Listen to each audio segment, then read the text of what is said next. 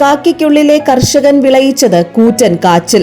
Police ജോലിക്കിടെ കിട്ടുന്ന ഒഴിവുവേളകളിൽ സ്വന്തം പറമ്പിനെ തരിശിടാതെ കൃഷി ഇറക്കിയപ്പോൾ മണ്ണ് കനിഞ്ഞ കർഷകന് ലഭിച്ചത് ഒരു മൂട് കാച്ചിലിൽ നിന്ന് 22 കിലോ കിഴങ്ങ്.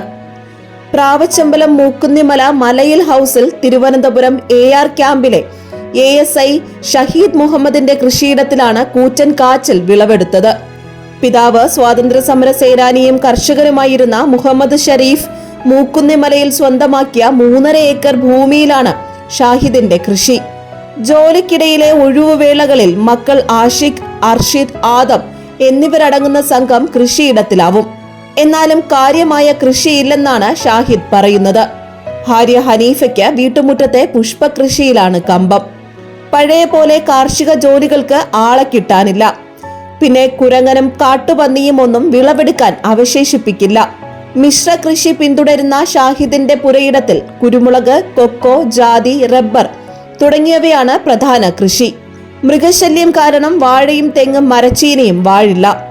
പിതാവിന്റെ കാലം തൊട്ട് കൃഷി ചെയ്തിരുന്ന കാച്ചിലിൽ നിന്ന് ശേഖരിക്കുന്ന വിത്തുകളാണ് ഇപ്പോഴും കൃഷിക്കായി ഉപയോഗിച്ചു വരുന്നത്. തൃക്കാർത്തിക ലക്ഷ്യമാക്കി വിളവെടുക്കാൻ തരത്തിൽ പലതരം കാച്ചിലുകളും കിഴങ്ങുവർഗ്ഗങ്ങളും പതിവായി കൃഷി ചെയ്യുന്നുണ്ടെങ്കിലും ഇത്ര വലിയ കാച്ചിൽ ഇതാദ്യമായെന്ന് ഷാഹിദ് പറയുന്നു.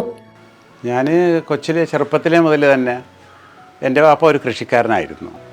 ഞങ്ങൾക്ക് ഈ മൂക്കുന്നിമലയിൽ കുറച്ച് ഭൂമിയുണ്ട്. അപ്പോൾ അവിടെ നിന്ന് ഇങ്ങോട്ട് ഇപ്പം തൽക്കാലം ഒരു 3 കൊല്ലമായിട്ട് ഇങ്ങോട്ട് മാറി താമസമായിട്ട്. അപ്പോൾ അവിടെ ഞങ്ങൾക്ക് റബ്ബറും മറ്റ് കൃഷികളും ഒക്കെ ഉള്ള ഒരു സ്ഥലമുണ്ട്. ഞങ്ങൾക്ക് കൊച്ചുനാൾ മുതൽ വാപ്പാടെ കൂടെ ചെറുകിട കൃഷികളും കാര്യങ്ങളൊക്കെ ആയിട്ട് കൃഷി പരിചയമുള്ള ഒരാളാണ് ഞാൻ. അതിനോട് വലിയ ഇൻട്രസ്റ്റ് ഉള്ള കാര്യമാണ്. അതെ, ഈ കാച്ചിൽ ഞങ്ങൾ വർഷങ്ങളായിട്ട് ഞങ്ങൾ നടുന്നുണ്ടായിരുന്നു. അത് ഈ പാരമ്പര്യമായിട്ട് വരുന്ന ഈ ഓരോ വിത്ത് ഇങ്ങനെ വെച്ചങ്ങനെ ഞങ്ങൾ നട്ടുവരുന്നതാണ്. അതിൽ നമുക്ക് ഇത്തരത്തിലൊക്കെയുള്ള ചെറിയ ഈ സൈസ് കാച്ചിലൊക്കെ നമുക്ക് കിട്ടാറുള്ളൂ.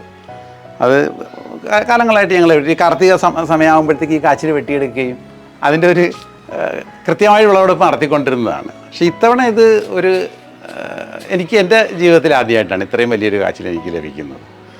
ഞാനിങ്ങനെ നോക്കിയപ്പോഴത്തേക്ക് ഇത് മഴ വീഴുന്ന സമയത്ത്, ഈ വേനൽമഴ വീഴുന്ന സമയത്ത് ഇത് മുളച്ചപ്പോൾ ആ മുളയ്ക്ക് നല്ല കരുത്തുള്ളത് കണ്ടപ്പോഴത്തേക്ക് ശരി എന്തോ ഇതിനകത്തുണ്ടല്ലോ എന്ന് പറഞ്ഞ് അങ്ങനെയാണ് ഞാൻ ഇത് വെട്ടി നോക്കുന്നത്. 22 കിലോ ഉണ്ട്. 22 കിലോ ഉള്ളൊരു കാച്ചിലാണ് ഇത്. ഈ സാധാരണ ഇതിനെന്ന് പറഞ്ഞാൽ നമ്മൾ 2-3 തരം കാച്ചിലാണുള്ളത്. അതായത് ഇത് നമ്മുടെ ഈ നാട്ടിൻപുറത്ത് ഇത് എലിവാലൻ എന്ന് പറയും. എലിവാലൻ എന്ന് പറയുമ്പോഴത്തേക്ക് ഇത് ഈ ഭൂമിയുടെ അടിയിലോട്ട് ഇങ്ങനെ താഴ്ന്നു പോകുന്ന ടൈപ്പാണ്. എത്രത്തോളം മണ്ണിളക്കം ഉണ്ടോ അത്രയും താഴോട്ട് പോകുന്ന ടൈപ്പാണ്. പക്ഷേ ഈ കാച്ചിൽ അതല്ല. ഇത് എലിവാലൻ കാച്ചിലല്ല, ഇത് വേറൊരു ഇനത്തിൽപ്പെട്ട കാച്ചിലാണ്. ഇത് ഞാൻ കുറേ നാളായിട്ട് എൻ്റെ വിത്തുകൾ ഇങ്ങനെ മാറി മാറി നടുന്നുണ്ട്. അപ്പോൾ അതിൽ ഇത്രയും വലിയ കാച്ചിലാണ് ഇപ്പോഴും നമുക്ക് ഉണ്ടാക്കി കിട്ടിയിട്ടുള്ളത്. 6 കിലോ 7 കിലോയുടെ കാച്ചിലൊക്കെ ഞാൻ നേരത്തെ വെട്ടിയെടുക്കുമായിരുന്നു. എല്ലാ കൊല്ലവും ഞങ്ങൾക്ക് കിട്ടുമായിരുന്നത്. അതിപ്പോൾ ഒന്നിലധികം 4-5 കാച്ചിൽ വീതമൊക്കെ കിട്ടും. അങ്ങനെ ഒരു 10, 30, 40 കിലോ കാച്ചിലൊക്കെ കിട്ടിയിട്ടുണ്ട് പല ഇതായിട്ട്. പക്ഷേ ഒരുമിച്ചൊരു 22 കിലോയുടെ കാച്ചിൽ, ഇത്രയും വലിയൊരു കാച്ചിൽ ആദ്യമായിട്ടാണ് കിട്ടുന്നത്. ഞാൻ തന്നെ ചെയ്യുന്നത്. കാരണം പണിക്കാരുടെ ഒരു അവൈലബിലിറ്റി ഇപ്പോൾ ഇല്ല. നമ്മുടെ നാട്ടിൽ അങ്ങനെ ഒരു വലിയൊരു വിഷയമുണ്ട്. പണിക്കാരെന്ന് പറഞ്ഞു കഴിഞ്ഞാൽ ഒരു പണിക്കാരനെയും വിളിച്ചാലും കിട്ടാനില്ല. മാത്രമല്ല കൂലി കൊടുത്ത് ചെയ്യാൻ പറ്റുന്ന ഒരു കൃഷികളൊന്നും അല്ല ഇന്നുള്ളത്. നമുക്കതിലൊന്നും മുതലാകുന്ന കാര്യങ്ങളൊന്നുമില്ല.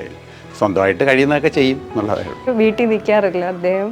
ഉടനെ മലയിലോട്ട് പോകും. ഇല്ല ഞാൻ സഹായിക്കാറൊന്നുമില്ല. വീട്ടിൽ ഒറ്റയ്ക്ക് തന്നെയാണ്. പിന്നെ ഒരുവിധം വളവോ ഒന്നും ഇടാറില്ല. മറ്റേ എന്തോന്നും ഇലകളും അതും ഇതും ജൈവ കൃഷി തന്നെയാണ്. വേറെ രാസവളങ്ങളൊന്നുമില്ല, ജൈവ കൃഷി തന്നെയാണ്. പിന്നെ ചാണകം, പിന്നെ ചാമ്പല് അങ്ങനെയൊക്കെ ഉള്ളതൊക്കെ ഇടാറ്. നല്ല മണ്ണാണ് അവിടുത്തെ മൂക്കുന്നിമലയിലെ മണ്ണ്. പിന്നെ നല്ല ഒരു സമയം വീട്ടിൽ ഇരിക്കില്ല. ഉടനെ ഒരു അല്പസമയം കിട്ടുകയാണെങ്കിൽ അവിടെ പോയി എന്തെങ്കിലുമൊക്കെ ചെയ്യും, ചെറിയ രീതിയിലൊക്കെ. പോലീസിൽ നിന്ന് വിരമിക്കാൻ ഇനി കുറച്ചുകാലമേ ബാക്കിയുള്ളൂ.